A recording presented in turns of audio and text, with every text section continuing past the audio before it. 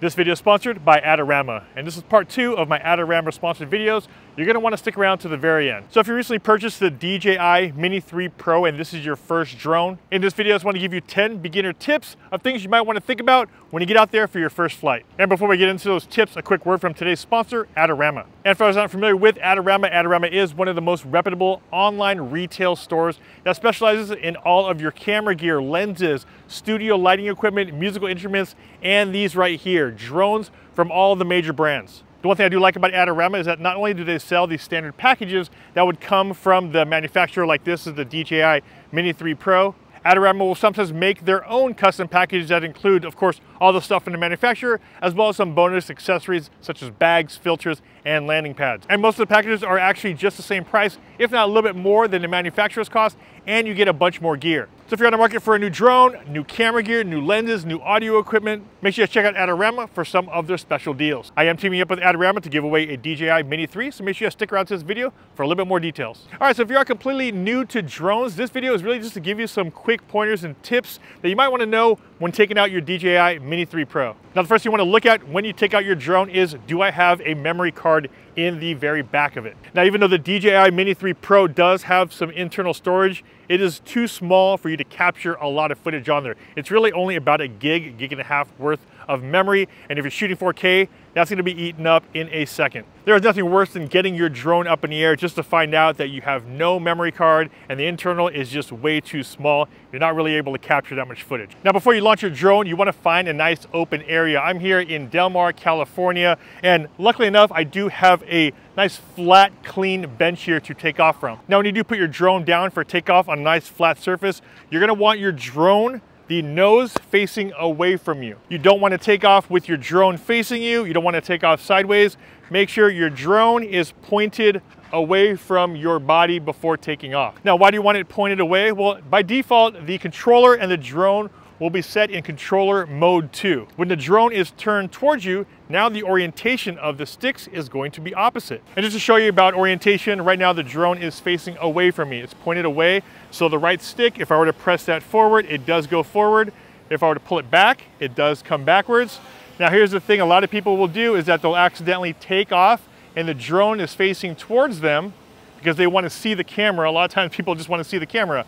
However, like I said, if it's facing towards you and with that right stick, if I were to go forward, the drone now is going to come forward, and I were to pull back, it goes away.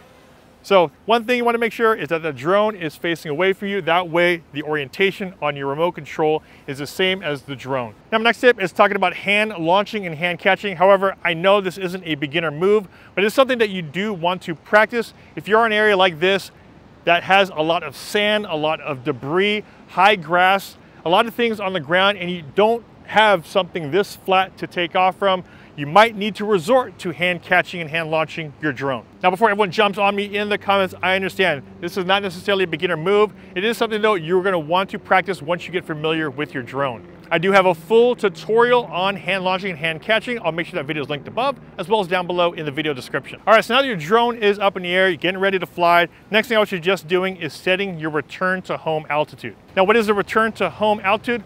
Well, if you have any issues with your remote control disconnecting with your drone will automatically go into what they call RTH, or return to home. So when you first take off with your drone, you're going to want to make sure you hear that home point has been set. Once your home point is set, now you know that if there's any issues and the drone had to come back and return to home, it would come back to that last home point that was set. Now, luckily enough, where I am standing, there's not much around me. There's some trees behind me here. Let me see if I can get the drone pointed over there. There is some trees right over here, but I'm actually on the top of a cliff, so there's really nothing around me that I'd have to worry about. What you want to do is set your return to home higher than anything that's around you. So if there's tall trees, any lights, any buildings, you're going to want to set your return to home height higher than those buildings or those lights or those trees. Now, being a new flyer, you're going to want to turn on obstacle avoidance. Now, remember that there's only obstacle avoidance sensors on the very front, the bottom, and the rear, which means if you're flying your drone sideways, just like that, just know that you risk crashing that drone because of the fact that there is no side sensors. As you can see here, if I have the drone facing towards me with obstacle avoidance turned on, and I have it in brake mode, If I try to fly towards me, it will not move towards me. It will just brake because we are in brake mode. Even if I spun it around and tried to go backwards, same thing. The drone will not come backwards because we are in brake mode. Next thing we'll talk about is turning on your guides and your histogram. Now to turn your guides on the top right, click on those three dots, go to camera, scroll up, and you can see here we have guidelines. Now those guidelines really help you position your drone. You can actually turn them on here so you have the crosshairs.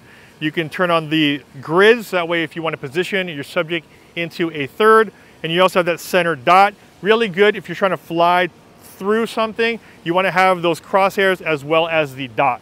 But as you can see, when I turn those on my screen, you can now see all the lines on the screen. And this is also good for making sure that your horizon level is nice and straight. Also, you're going to want to turn on your histogram. Now my histogram is already turned on. Let me show you where that one is here. Just scroll back up and there's a little toggle that says histogram. Turn that on and off right there. And the histogram now will show up on the bottom left of your screen. Now the histogram is very important, especially when you're shooting in manual mode. However, for my next tip, I recommend just leaving it in auto before you get really comfortable with the drone before switching it over to manual. To confirm that you're in auto mode, at the very bottom right, it says auto. Now, once you go into pro mode, that means you want to manually adjust the shutter speed, the ISO. And for all your photographers out there, the next tip I would suggest is to take your photos in both JPEG and in RAW. Now for you to set that up, what you want to do is go on to the icon right above the record button, make sure you're in photo mode, click on photo. Now to get a single shot, but also shoot in JPEG and RAW, at the very bottom it says format, click on that. And now you have the option to shoot JPEG only or JPEG and RAW. Next tip I have is to explore different angles when you're out there flying. Now of course, getting a standard shot just like this, the way I'm pointed right now, pretty straightforward one, the one most people get. However, top-down shots look really, really cool. So point that camera down just like this and you can get some really nice photos as well as videos. So for instance, here I am right next to the shoreline, but definitely look into top-down shots, looking up shots, and just explore different angles. Now for my final tip, this is actually a perfect time because as you can see here, I have 30% battery. I normally like bringing my drone back at 30%, or at least getting into the area where I'm shooting at about 30%. So as you can see here, I'm at 30% right now.